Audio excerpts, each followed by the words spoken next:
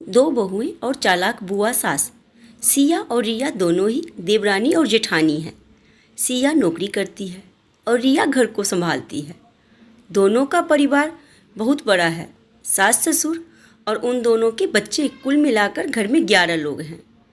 आज कई सालों बाद उनकी बुआ सास अपने भाई के पास रहने आई थी। सुबह उठते ही बुआ जी ने देखा सिया जल्दी जल्दी अपने काम निपटा रही थी।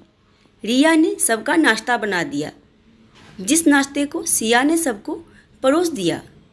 इसके बाद सिया ने खुद अपना टिफ़िन पैक किया और ड्यूटी पर चली गई।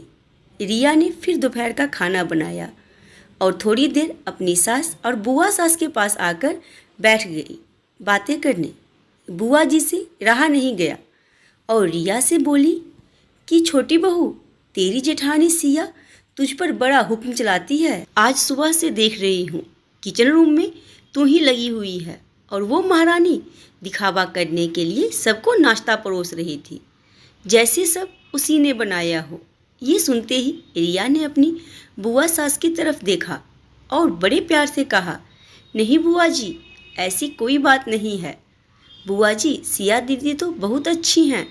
बुआ जी बोली, तू बहुत भोली है रिया, पर मैं सब समझती हूँ, ये बाल ऐसे ही सफ़ेद नहीं हुए हैं। रिया से अब रहा नहीं गया और वो बोली कि बुआ जी, आपको सिया दीदी का बाकी सबको नाश्ता परोसना दिखा, मगर आपको ये नहीं दिखा कि उन्होंने मुझे डांटकर सबसे पहले नाश्ता करवाया, फिर चाय पिलाई और वो रोज़ मुझे ही सबसे पहले नाश्ता करवा देती हैं, वरना सबका नाश्ता बनाते तो मैं नाश्ता ही ना कर पाऊँ।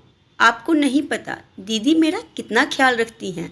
दीदी सुबह जल्दी उठकर मंदिर की साफ़ सफाई करके फूल सजा कर रखती हैं और वो मुझे खुद से 1 घंटा लेट उठने के लिए कहती हैं, क्योंकि मुझे उठते ही नहाकर सीधा किचन में ही जाना पड़ता है।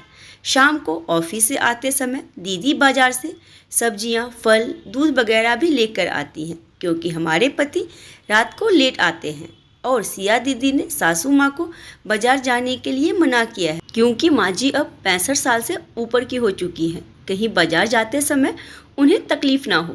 वैसे भी उन्हें घुटनों की परेशानी है और जब माँ जी को घूमने का मन होता है तो सिया दीदी छुट्टी लेकर खुद उनको अपने साथ घुमाने लेकर जाती हैं। और हाँ बुआ जी, सिया दीदी रोज़ शाम को आकर रात का खाना बनाने में मेरी खूब मदद करती हैं, चाहे वो कितनी भी थकी हुई हो। वो बेशक मेरी जेठानी है, मगर वो मुझे अपनी छोटी बहन ही मानती है और मैं उन्हें बड़ी बहन मानती हूँ। ये सब सुनते ही बुआ जी चुप हो गई। शायद उनकी चुगली रिया के आगे फेल हो गई थी। शाम को सिया सब्जी और फलों की थैली रिया को पकड़ाते हुए बोली कि रिया, सब्जियों के साथ वाले थैले में तुम्हारी फेवरेट रसमलाई भी लाई हूँ। ये सुनकर रिया खुश हो गई और बोली, थैंक यू दीदी। रिया ने सब्जी की थैली किचन में रखा और फिर अपने कमरे में चली गई। तभी बुआ जी ने सिया को आवाज़ दी, अरे बड़ी बहू, जरा यहाँ आना तो। सिया बोली, जी बुआ जी। आई। सिया आई तो बुआ जी बोली कि बहू, तुम इतनी मेहनत करके कमाती हो और ऐसे ही रसमलाई जैसी फालतू चीज़ें खरीद कर पैसों की बर्बादी कर रही हो, वो भी अपनी देवरानी के लिए। वो तो वैसे भी घर में करती ही क्या है। तुम दिन भर मेहनत करती हो और वो दिन भर घर पर आराम करती है। इस बात पर सिया मुस्कुराई और बोली, क्या बुआ जी आराम? और रिया, उसे तो कह कहकर आराम करवाना पड़ता है। सुबह से बेचारी लगी रहती है। किचन में सबकी अलग अलग फरमाइश, ऊपर से मेरे और उसके बच्चे मिलाकर 5 बच्चों का टिफ़िन, सब वही तो करती है। फिर भी उसके चेहरे पर हमेशा एक सुंदर सी मुस्कान ही रहती है। सुबह की चाय पीने का भी समय नहीं रहता उस बेचारी के पास। और जब दोपहर को बच्चे आते हैं, फिर उनका खाना, उनकी पढ़ाई, सब वही तो देखती है। वो है, इसलिए मुझे बच्चों की चिंता भी नहीं रहती और मैं पूरा ध्यान ऑफिस में लगा पाती हूँ। कुछ दिनों पहले ही प्रमोशन मिला है मुझे। माँ पापा की दवाई कब ख़त्म हुई और कब लाना है, ये सब वही तो देखती है। घर में भी अगर कोई रिश्तेदार आता है, उनकी सेवा वही तो करती है। और बुआ जी, घर पर रहकर और बच्चे संभालना कोई आसान बात नहीं। मेहमानों की भी आवभगत रिया बिना किसी शिकायत के करती है।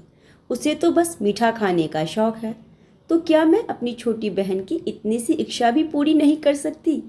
अगर उसकी इच्छा मैं पूरी नहीं करूँगी तो कौन करेगा।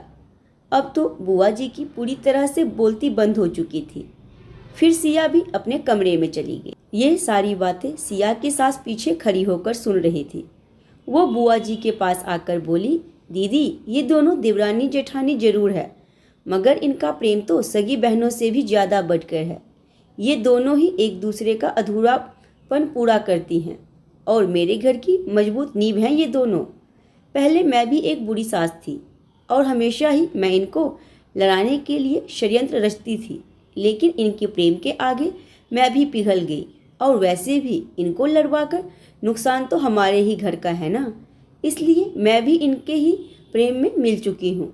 लेकिन ये बातें सिया और रिया की बुआ सास को समझ नहीं आई और वो मुंह घुमाकर अपने कमरे में चली गई, क्योंकि वो तो दोनों को लड़वाने ही आई थी।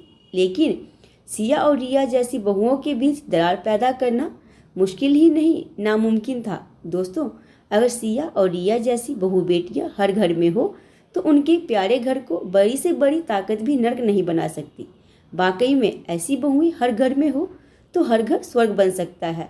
अपनी राय मुझे कमेंट बॉक्स में जरूर दें। अगर कहानी पसंद आई हो तो वीडियो को लाइक, चैनल को सब्सक्राइब और वीडियो को शेयर जरूर करें।